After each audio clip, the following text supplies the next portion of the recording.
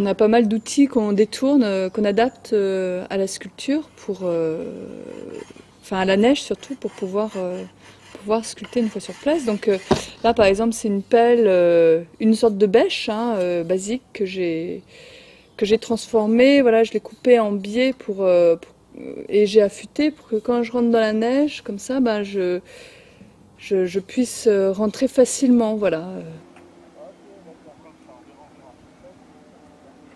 Donc on démarre d'ailleurs à la tronçonneuse. Donc là j'affûte mes chaînes de tronçonneuse et que je transforme aussi. J'enlève un petit pic, c'est une tronçonneuse normale mais dans laquelle on met pas d'huile forcément pour pas avoir de projection d'huile sur la neige.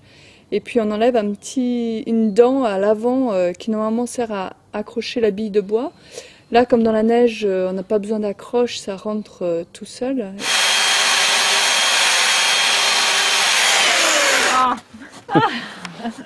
Après, j'ai des outils un peu plus petits quand je rentre dans des détails sur des visages ou là, pareil. Là, en fait, c'est typiquement la chute de ma bêche que j'ai pris les chutes et puis j'ai ressoudé sur un tube.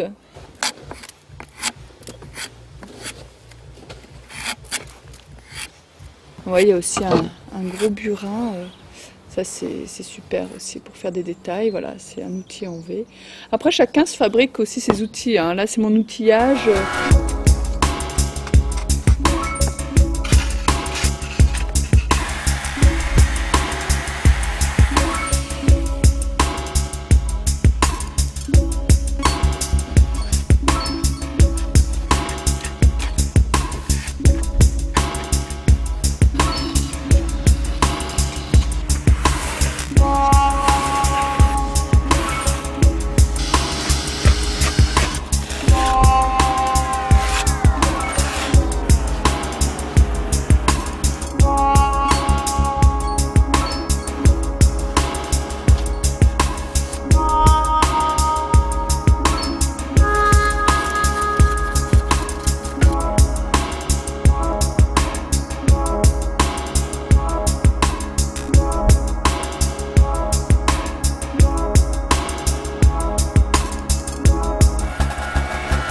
Ouais, moi je suis pelleur, ouais. Je décaisse, en gros le sculpteur il fait son dessin et s'il a besoin d'enlever beaucoup de volume de neige, moi je suis là pour alléger un peu cette tâche. Aussi quand on fait des différentes structures, qu'on les gonfle les unes à côté des autres, c'est pas toujours, le raccord est pas net, du coup c'est là qu'on intervient avec les bêches, avec des outils plus grossiers que la sculpture pure.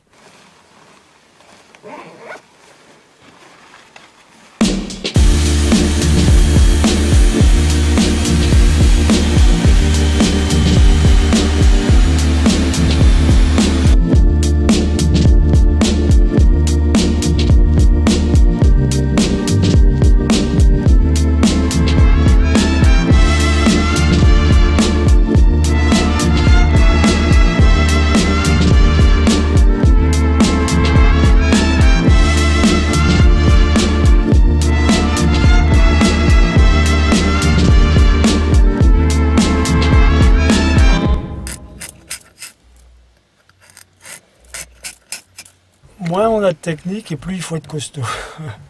Si l'outil ne coupe pas, on va être obligé de forcer plus. Comme moi par exemple, je commence à prendre d'âge et je commence à avoir beaucoup moins de force que j'avais avant, et ben je soigne mes outils beaucoup plus. J'ai des outils qui coupent très bien, je fais très attention. Et puis ce qu'il faut faire aussi, c'est quand on fatigue, c'est pas hésiter, on change vite d'outil. Si on prend un coup de ciseau, après on va mettre un petit coup de râpe. Ce qui fait qu'on travaille plus presque en taille directe. On attaque un morceau, c'est presque fini, puis on va avancer. C'est ça, je suis partie d'une image du capitaine Crochet. J'étais un peu dans le D'Artagnan, j'essaie de l'amocher un peu pour revenir au capitaine Crochet.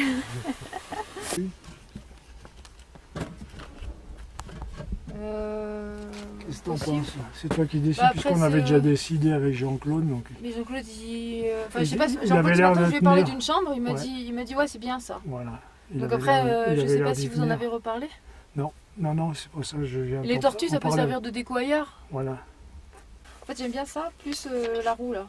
Ouais. Le lit et le bureau, j'aime moins. C'est pas très intéressant.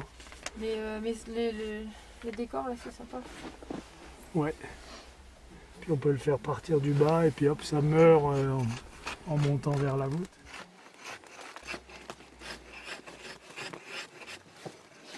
J'ai l'impression que quand on circule dans une grotte et qu'on regarde, notre œil il va à un endroit.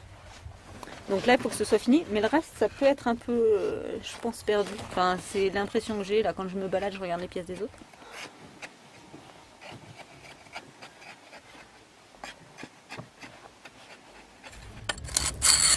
Ouais, il dit de mettre de la poudreuse en plus. Comme ça, là ça devrait être bon je pense.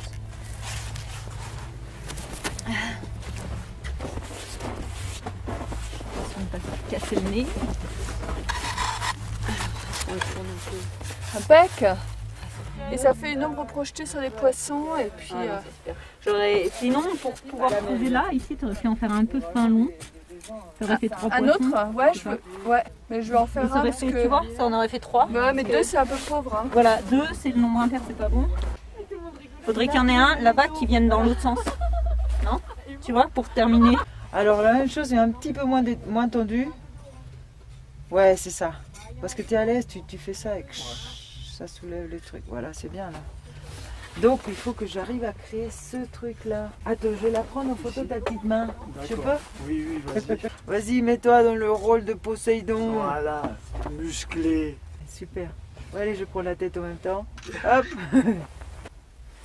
Mais en fait, ça, tu vois, le petit muscle là, il est au-dessus du petit doigt. Ce qui fait que tout ça, ça saute. Tout ça, ça saute. En fait, la grotte de glace existait depuis 15 ans aux Arcs. Elle était en haut au col de la Châle, beaucoup plus haut qu'ici. Nous, on a commencé à faire notre igloo de notre côté, qui était juste un igloo pour faire de la réception de séminaire, en fait, salle de restauration. Et on s'est rencontrés avec Bruno. Donc moi j'ai vu ce qu'il faisait, lui il a vu ce qu'on faisait, et on a fait appel à lui pour construire les premières grosses galeries en fait. Et lors de la construction de la première grosse galerie où on a fait notre grand bar, notre grande salle de restauration, lui il avait toujours sa grotte de glace là-haut, et on s'est dit ce serait pas mal peut-être de réunir les deux, ça ferait un gros complexe en fait. C'est une mise en relation de plusieurs corps de métier en fait.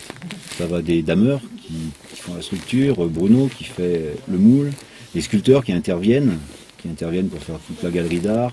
Après, il y a tout ce qui est électricité. Il y a vraiment une mise en relation de plein de corps de métier, donc de plein de personnalités différentes. Ça, c'est ce qui est sympa. On ne serait pas amené à rencontrer des personnalités autant différentes, sculpteurs, dameurs, snowmakers qui nous font la neige.